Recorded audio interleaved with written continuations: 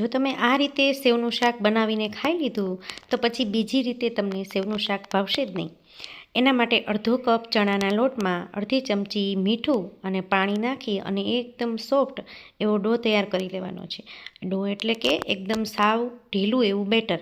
તો આ રીતે બેટર તૈયાર કરી અને સેવ પાડવાના સંચાને તેલથી ગ્રીસ કરી અને અંદર સરસ રીતે ભરી દેવાનું છે. પછી એનું ઢાંકણ બંધ કરી દઈએ અને વઘાર માટે એક લોયાની અંદર તેલ ગરમ થાય 2 પાવડા જેટલું, એટલે લસણની કળી, હિંગ અને એની સાથે પાણીનો વઘાર કરી દઈએ.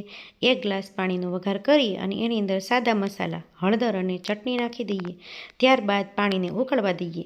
સરસ રીતે પાણી ઉકળી જાય એટલે એની અંદર સ્વાદ મુજબ મીઠું નાખી દઈએ અને સેવ પાડવા માટે જે સંચો તૈયાર કર્યો છે એનાથી સરસ રીતે આખા સંચાની બધી સેવ પાડી દઈએ.